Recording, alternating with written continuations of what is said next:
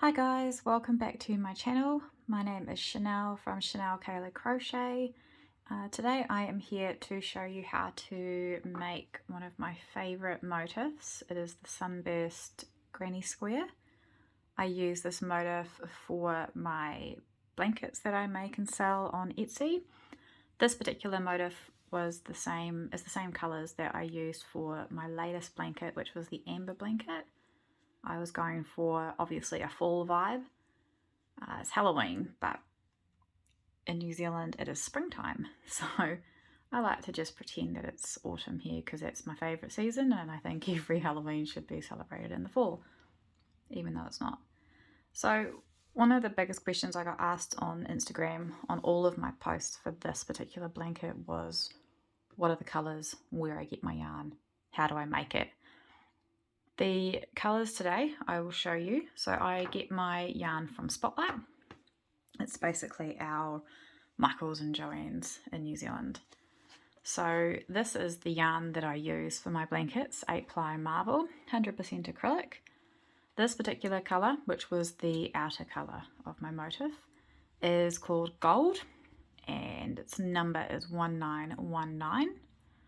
I then have the brown colour, which is the middle, and that colour is called Hawthorn, and the number for that colour is 1922. It's a really nice brown.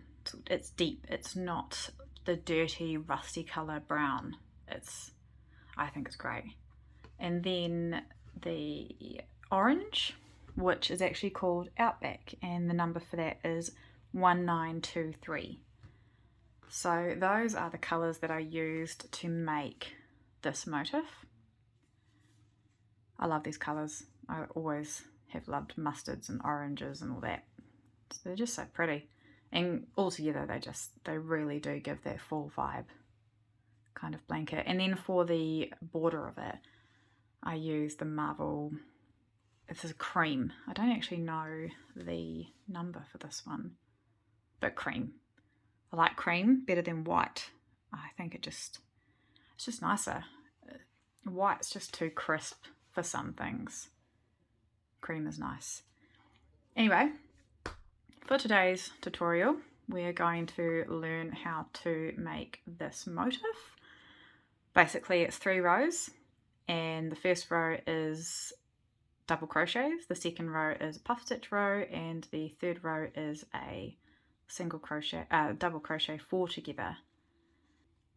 It is not going to be a step-by-step beginner's how-to guide on how to crochet today, so if you're unfamiliar with any of these stitches, go and check out some YouTube tutorials on how to do a double crochet or a puff stitch.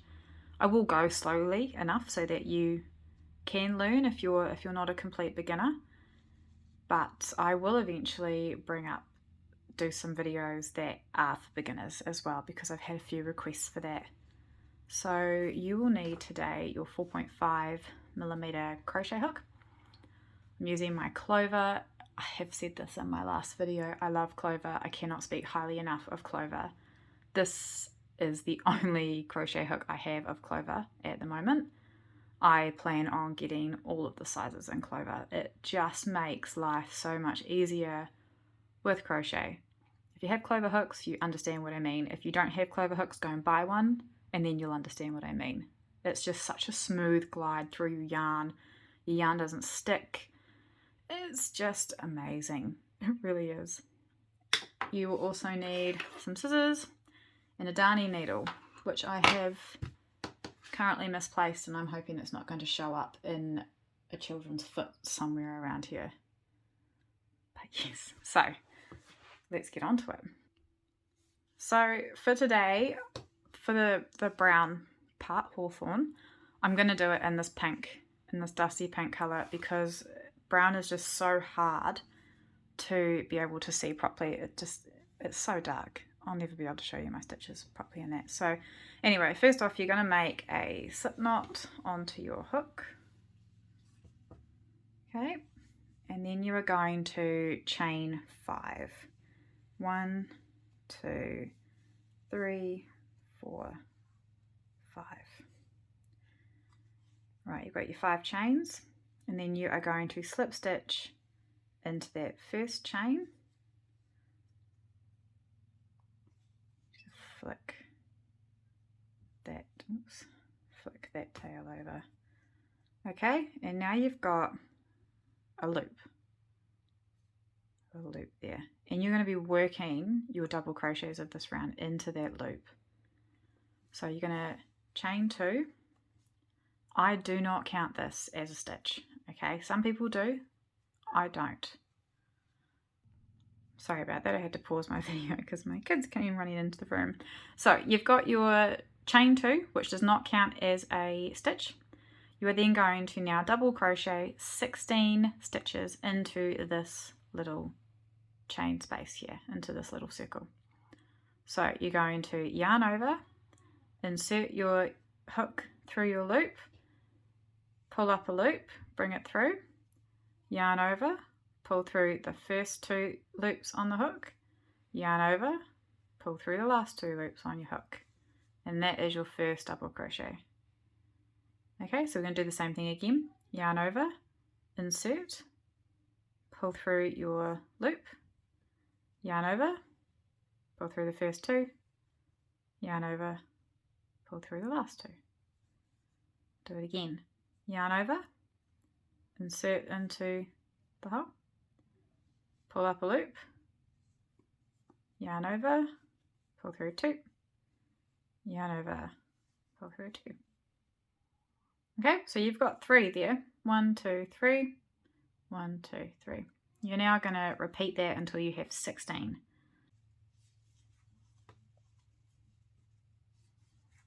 I've lost my count because I can hear the kids yelling outside. So I've got 1, 2, 3, 4, 5, 6, 7, 8, 9, 10, 11, 12, 13, 14, 15,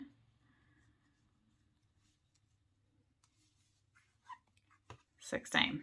Okay. So you got your chain 2 there. You do not want to slip stitch into this chain. Okay, you want to slip stitch into the first stitch that you made. Okay, so you've got your 16 double crochets. You've also worked over your yarn tail at the back too. Okay, so you've got your 16 double crochets, you've got your chain 2, and then your first stitch. Skipping out on the chain 2, we're going to slip stitch into that first stitch right there. Okay.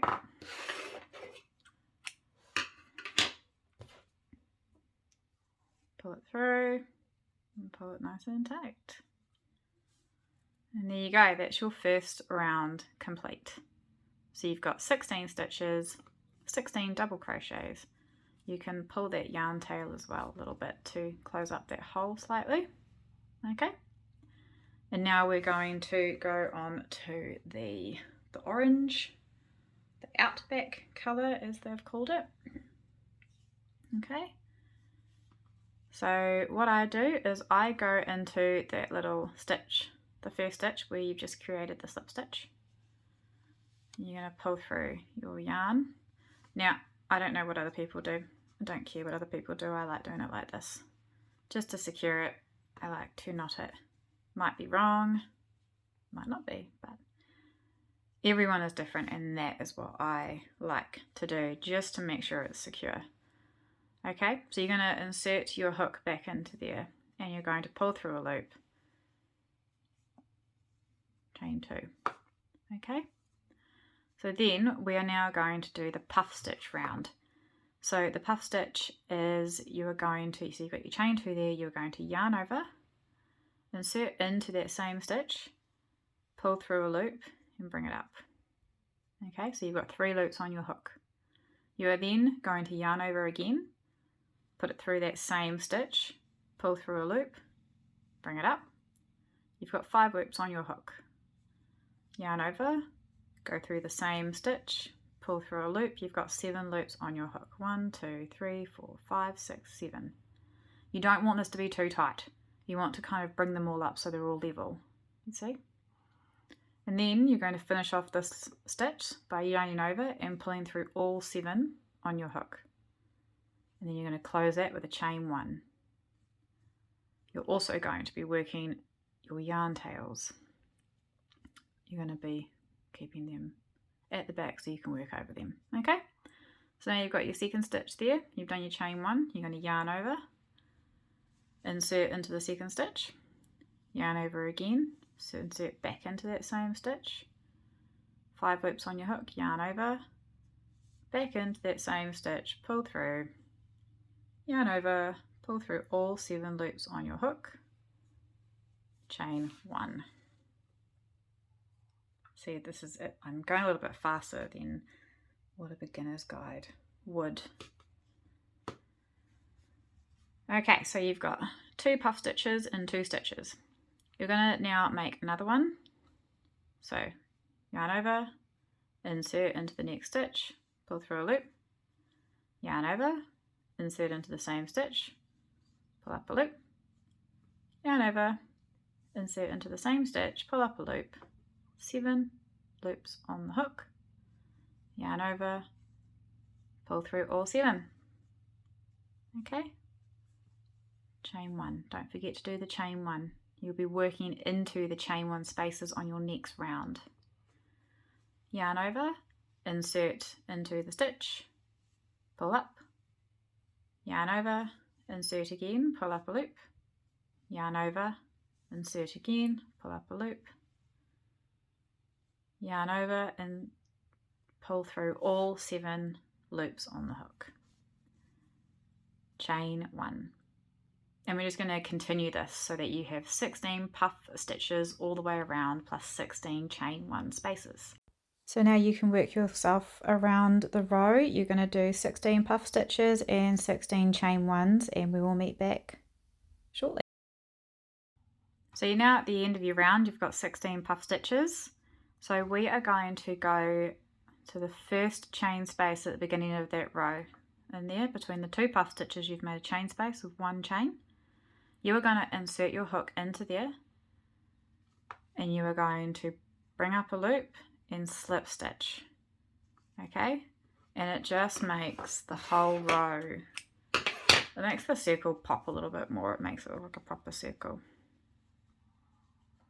Okay, we've got 1, 2, 3, 4, 5, 6, 7, 8, 9, 10, 11, 12, 13, 14, 15, 16. Okay, so now we're going to go for the gold colour. Right, and just like before, just find any one of those chain 1 spaces, grab your gold, pull it through, and I like to tie it. Okay, then you're going to grab those 2 tails and you're going to work over them, so keep them at the back of your stitches.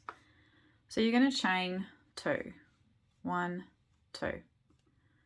So for this this round is 4 double crochets together.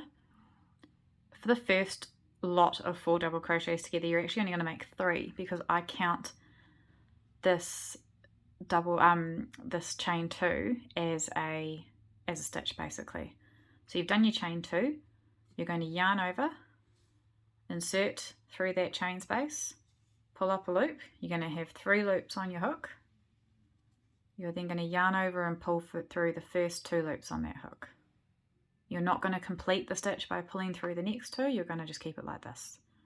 You are going to yarn over, insert back into that same chain space, bring up a loop, yarn over, pull through the first 2, so you've got 3 loops on your hook, yarn over, do the same thing, insert, pull up through the first 2. So now it does look like you've got 4 double crochets on your hook, even though you've only got 4 loops and you should have 5. But this is how I do it. Again, other people might do it completely differently. I think this just looks tidier. Okay, so now you're going to complete this stitch and you're going to yarn over and pull through all 4 loops on the hook. You're then going to chain 2 this round, not 1, you're going to chain 2. Okay, still working over your tails at the back, you're going to yarn over, insert into the next chain 1 space, pull up a loop, pull through the first 2 loops on that hook. Yarn over, insert again, pull up a loop, and then pull through the first 2. Yarn over, pull up a loop, go through the first 2. So now you've got 4 double crochets on your hook, yarn over, insert, pull up, go through the first 2, and now you've got 5 loops on your hook, 4 double crochets that you can see. Yarn over, pull through all 5 loops on the hook, chain 2. You're now just going to continue around, so you're going to have 16 of these double crochet 4 together, and you're going to have 16 chain 2 spaces. Okay, I'm just going to go a little bit faster so you can see. And my yarn has just gotten hooked up, oops, on my scissors. Let's not do that. So you've got 3, yarn over, pull through, there we go, 1, 2, chains.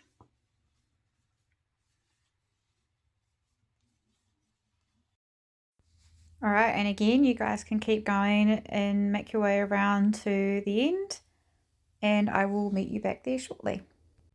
Okay, so you've made your way around. You should have 16 single double crochet together, 4, and you've done your last one and you've done your last chain 2. So then you're going to go to your chain 2 space, that is the first one that you've made in that round, in round 3. You're going to insert your hook into there, bring up a loop and slip stitch. And that is how you make a sunburst greeny square motif. And that look cool. Looks better with the brown. So I'm going to do another video at some stage with the final round. The final round is how you make it into a square. And with a square you are then, so when you do a blanket like this with the motifs, you do so many and then you can start crocheting them together with the crochet as you go method. And I swear by that method. It's a great method. It is probably the most fun part because that's when your blanket all starts to come together, and it leaves a very pretty zigzag down the middle of your motifs. It's really cool, but I've never explained how to do that before, so it's going to take me a little while to figure out how to explain it, and also I'd have to make a few more of these motifs to be able to show you how to do that. I'm actually thinking about doing a pillow for a friend of mine for Christmas, so I'm just trying to figure out some colours. So when I put that all together, I will video how I do the crochet as you go method. But for mine, I use this cream colour.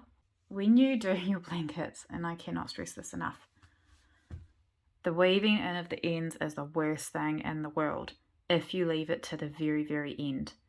You can do, I did a blanket, I did the Sadie blanket, it was my first blanket I ever did, and it was 99 squares.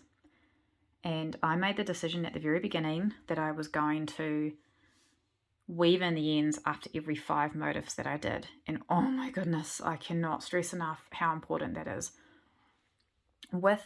If you get to your 99 squares, you crochet them all together, and then you turn it around and you have all of these to weave in, I can guarantee you will never finish your blanket, because these 99 lots of these will be so overwhelming and daunting that you will put that to the side and it will be one of those work in progresses that you never pick back up. So weave in your ends after every motif, or do it in stages. Make 5 motifs, weave in the end. Make another 5, weave in the ends. Do not leave it till the end. Trust me. Okay? So yeah, that is how you make your motifs. And as I said, they are my favourite to make, the sunburst granny squares. And they're just so pretty, and they are a great buster for your yarn stash as well. If you've got heaps of scrap yarn lying around, you can, if you go back through my Instagram and have a look at my Sadie blanket, basically that entire blanket was made of scrap yarn, and that blanket sold within 10 minutes of it being listed on Etsy, and to this day it is still my favorite blanket that I've ever made. So if you liked this, please like my video, give me a thumbs up, give me a comment. I love seeing comments. I love replying to all the comments. And subscribe to my channel, and I am going to bring out more videos because I'm enjoying this. Obviously you guys are as well, because you're subscribing, and the Kiwi accent hasn't put anybody off yet, which is great. So yeah, have a great week everybody, and I can't wait to make another video and have you all on here again. See ya.